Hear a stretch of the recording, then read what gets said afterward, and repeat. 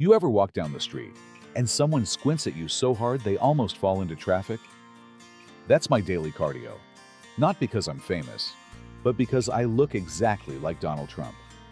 Well, if Trump had a softer jawline, wore New Balance sneakers, and laughed like he just found $20 in an old jacket. Let me say this right up front. This story has zero politics.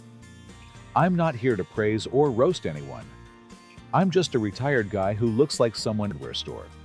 I live in the Midwest. I like bowling, bad puns, and I own way too many polos for a man who doesn't golf. I also, through absolutely no effort of my own, look eerily like Donald Trump. I swear, it's 95% hair, 5% the way my face is shaped when I squint. People started pointing it out in my early 50s. First, it was my barber, then my dentist, then a barista who gave me a coffee and said, "Your drink is huge." That one stuck. I didn't lean into it at first. I just shrugged it off. But the older I got, the more it happened. Eventually, I decided, you know what? I'm gonna have fun with this. The first truly wild moment. Grocery store, 2016. I'm browsing the cereal aisle. A woman with 2 kids sees me, freezes, then full-on whispers to her son, "Sweetie, that's the man from the TV." I turn and smile. The kid waves. I wave back. He says, "I thought you were taller." I say, "Only on Tuesdays." The mom asks for a photo. I say sure. I give her a thumbs up and say, "We're gonna make breakfast great again." That line got me free coffee for the rest of that month. My friends were confused at first, then amused. Now they're fully on board. They send me memes. They introduce me at parties with lines like, "This is Richie. Don't worry, he's not here to buy Twitter." One guy even bought me a red hat for my birthday that says, "Make lawn work optional." I wear it every weekend. One time, we were at a taco joint, and the server asked if I wanted salsa. I said, "Only if it's the best salsa. Tremendous salsa."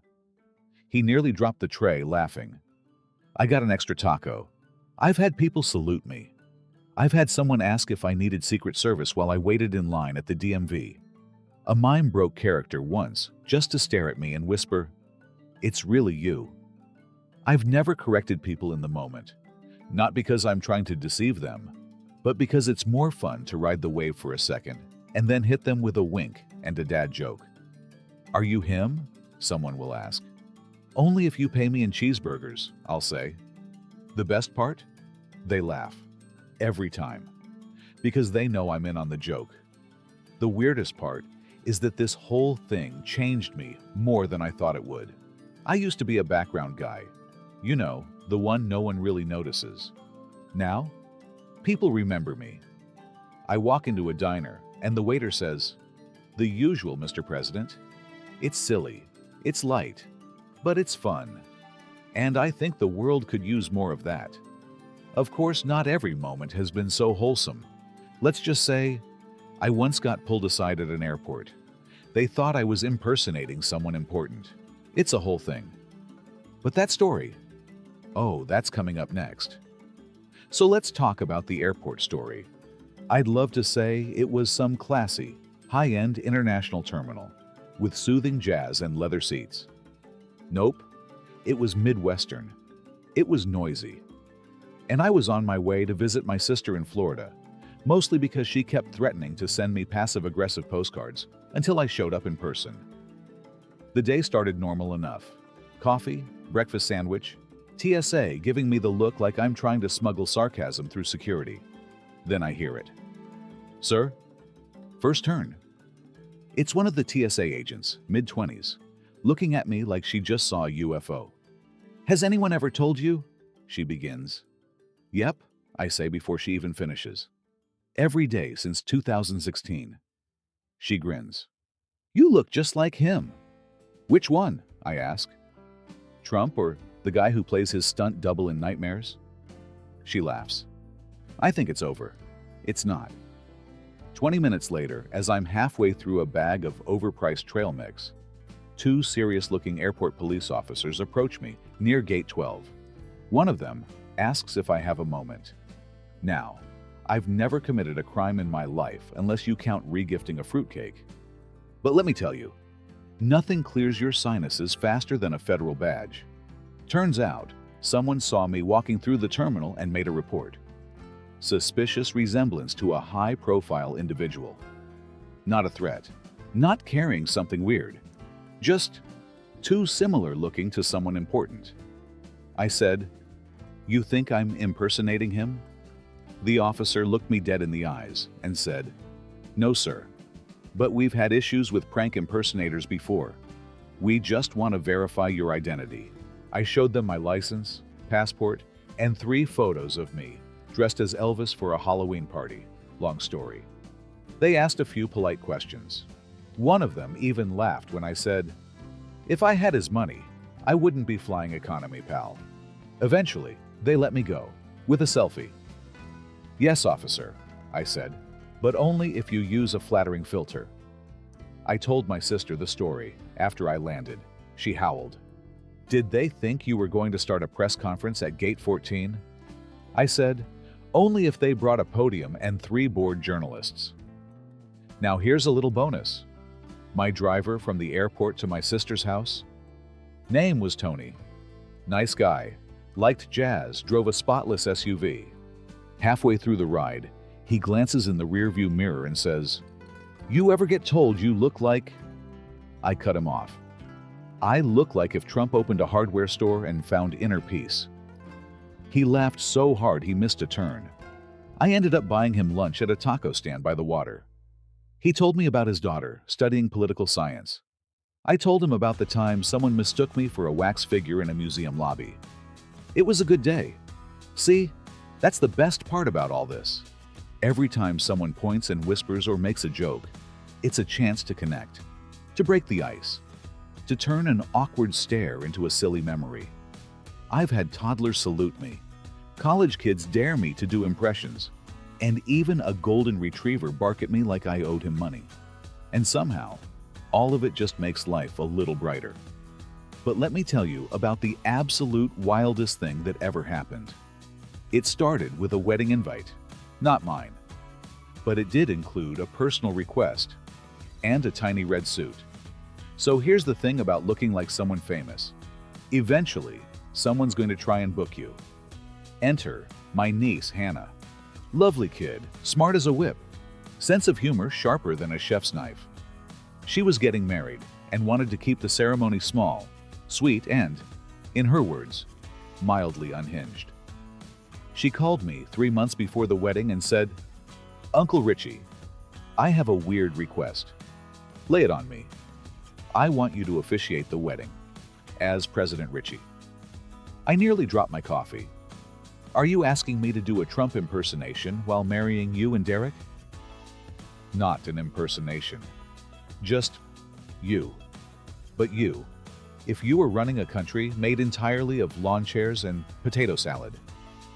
Honestly, that was one of the most accurate descriptions of me I'd ever heard. So I agreed, naturally. We leaned into the theme lightly. Red, white, and blue streamers, a podium made from a borrowed karaoke stand, and a little name tag that read, "Commander-in-Chief of the Chicken Dance." The suit? All me. Bright red blazer, white shirt, blue paisley tie I found at a thrift shop. Add in my usual golden puff of hair and boom. Richie, wedding edition. The guests loved it. I started the ceremony with, "We are gathered here today to make weddings great again." The crowd erupted. I kept it tasteful, I promise. No politics. Just gentle roasts and a whole lot of heart. I talked about how love is like a small hardware store. Sometimes chaotic, often dusty, but always worth showing up for. I made a joke about how Derek had better promise to support Hannah like an economic stimulus package that actually works. They laughed. They cried. And when I pronounced them married, someone threw tiny American flags like confetti. The photos? Glorious. I looked like a very patriotic Muppet. Later at the reception, a stranger came up to me and said, "You should do this professionally." "Weddings?" I asked. No, he said. Just whatever this is. You're like an emotional support impersonator. I've never gotten a better compliment. Here's the part that surprised me. It wasn't just the laughs. It was the way people opened up around me that day. One guy told me he'd been nervous about coming alone, but once he saw me in that bright red suit, giving dad jokes and finger guns, he felt like he could relax. Another woman, Derek's great aunt, hugged me and said, "You're not the man I thought you'd be, but you're exactly the man I needed today." And I think that's the real magic of all this. People think they know what I'm going to be. Loud, intense, divisive, but instead, they get this cheerful Midwest goofball who just wants to make people laugh and maybe sneak an extra cookie from the dessert table. And look, not every moment is picture perfect. I've had awkward encounters, confused looks.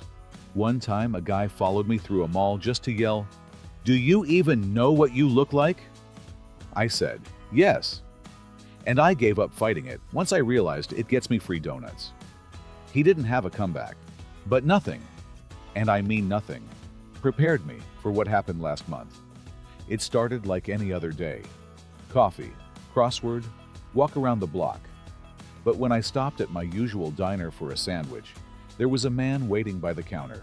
He looked me up and down and said, "You're Richie, right?" I nodded. He reached into his coat, pulled something out and said, "Then you need to see this." So there I am, sitting in my usual booth at the diner, halfway through a grilled cheese, reading the crossword like it's my daily meditation, when this guy walks in. He doesn't walk like a regular guy. He walks like he knows exactly where every tile on the floor is and who installed them. Coat too clean, shoes too shiny, hair that looks like it was combed with a ruler. He scans the room, locks eyes with me like I'm the guy he was sent to find, and marches over. "You Richie?" He asks again, like I'm being recruited for a secret mission or a pyramid scheme. "Depends," I say. "You offering free pie or eternal judgment?" He doesn't laugh, just pulls out a thick envelope, sets it on the table like we're doing something illegal, and says, "You'll want to take a look." Naturally, I open it. Inside is a glossy brochure and a card that looks way fancier than I deserve. Presidential Lookalike Talent Co. Because nostalgia pays better than charisma. Apparently, someone at their agency saw the viral clip of me officiating Hannah's wedding. You know, the one where I wore the red blazer and told people we were making love great again. According to Mark, that's what Trenchcoat Guy finally introduced himself as. The video made the rounds. Not just viral, event planner viral. "People love you," he said. "They think you're a mix of comfort food and late-night comedy." "Great," I said. "Do I come with fries?" Now here's the twist. They didn't want me to be Trump. Not the political figure. Not the impersonator circuit version. They wanted me to be me. "Just show up," Mark said. "Be friendly. Tell stories. Maybe give a fake press briefing about dessert options. You're like if retirement had a face and that face ran for city council." How could I say no to that?